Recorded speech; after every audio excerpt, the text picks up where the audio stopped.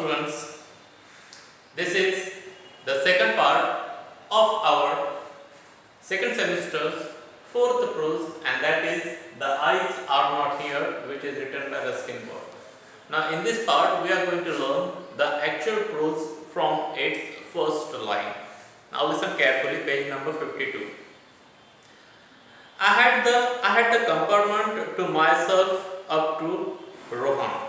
Now here, the Ruskin Bond writer is trying to tell us that he was sitting in a train's compartment and he was going to Rohan. And then a girl got in, and after some time there was a girl came into that compartment, a railway compartment or carriage of a train.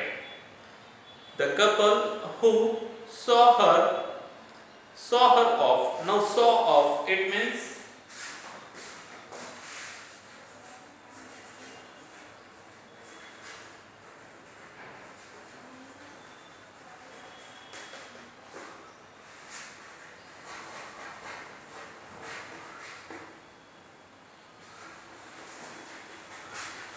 accompany a person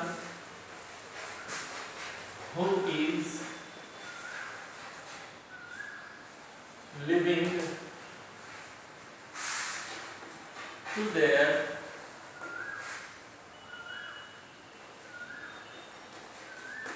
appointed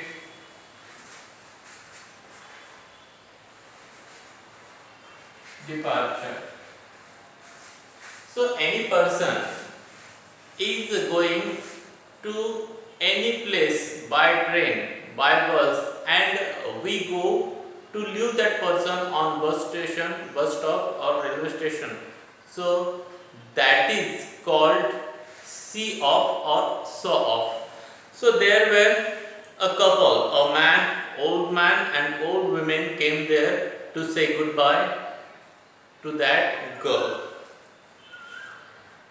Probably her parents, and that couple could be, maybe it may be possible that that couple should be that girl's parents, father and mother. They seemed very anxious. Anxious, it means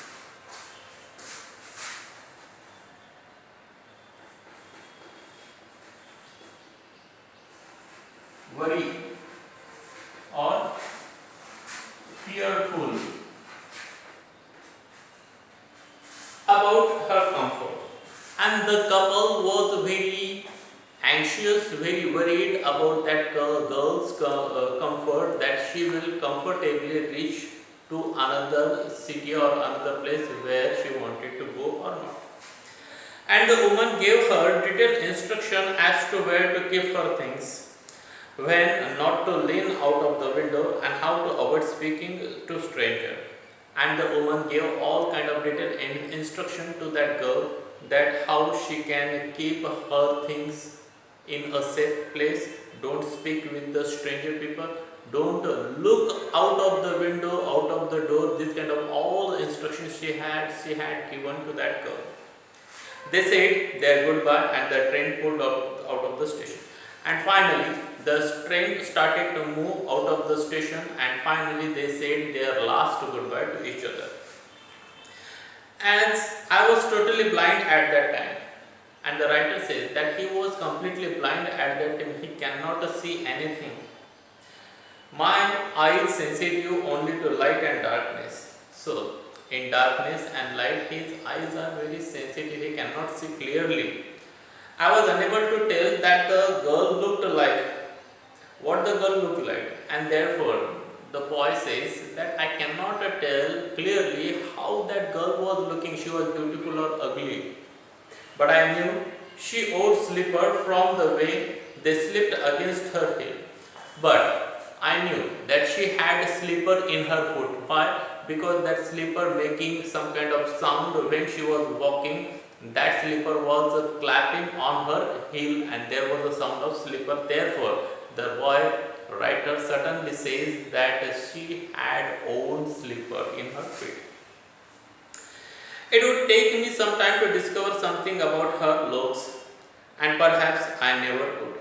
So, here the boy says that it will take some time for me to discover, to know about that girl, how she looks, how she speaks, how her nature is, and maybe I didn't know anything about her. I won't know anything about her because she may be some kind of angry girl and she won't like to speak with me. But I like the sound of her voice and even the sound of her slipper. But the boy says that I liked her sound when she was talking with others and the sound of her slipper. Are you going all the way to Dehra? I asked. And finally, the boy asked to that girl that you are going to Dehra. I must have been sitting in a dark corner because my voice startled her. Startle it means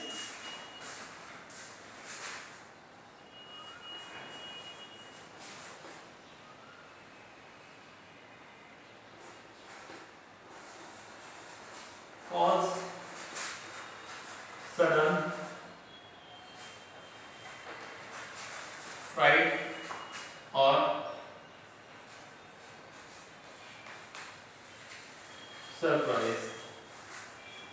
So, the writer was sitting in a dark corner, and when he said that you are going to Dehra, so that time that girls look a little bit startled. It means she is surprised who is talking there, who is sitting there. She gave a little explanation and said, and finally, she gave a little explanation to that question. I didn't know anyone else was here. And she said that I didn't know anyone else here, therefore I cannot talk with you. Well, it often happens that people will, with good eyesight, fail to see what is right in front of them.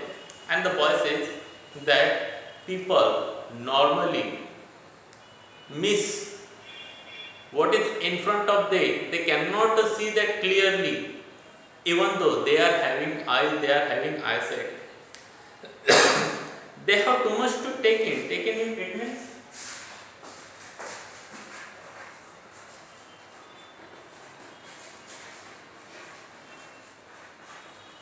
understand. Suppose it means think. And the writer says that I think they have many things to understand about each other. Whereas it means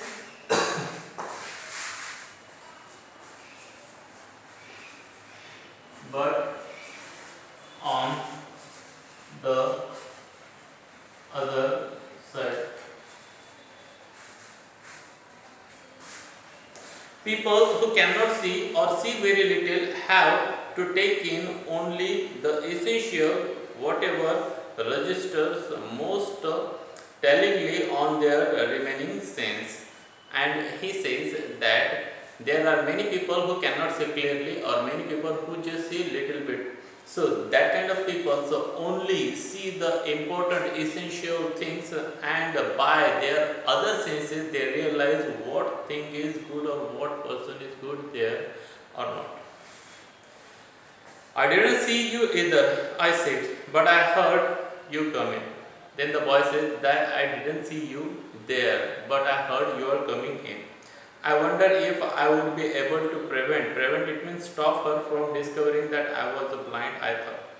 Then the boy wanted to realize her that I am not blind, I can see you, but actually he is blind, he cannot see that girl clearly. Provided I keep to my seat, I shouldn't be too difficult. And the boy said that you can sit here near to me on my seat, and that I don't have any kind of difficulties. If you sit here, I don't have any kind of problem. The girl said, I am getting down at Saharanpur. My aunt is meeting me there. And finally the girl said that I am going to getting down on Saharanpur, and there my aunt is waiting for me. Then I had better not be too familiar. I said, aunts are usually a formidable creature. Formidable it means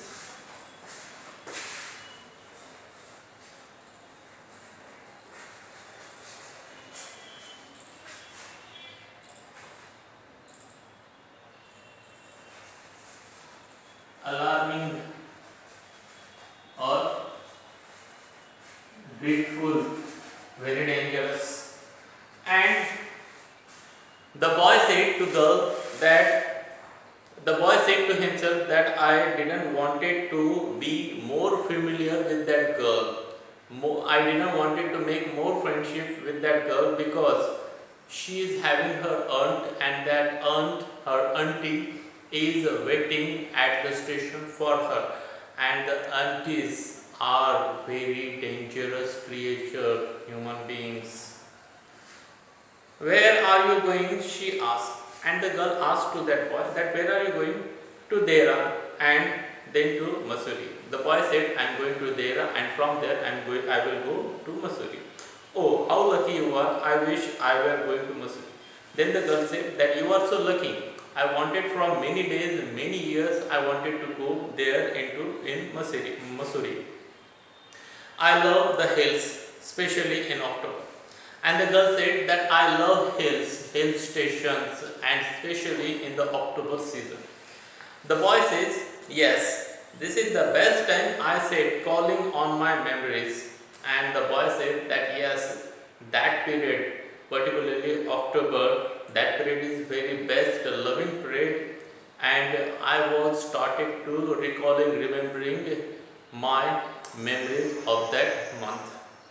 The hills are covered with wild dahlias. Dahlia means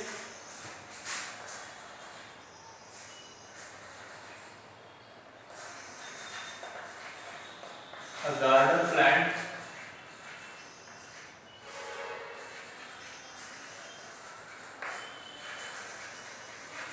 with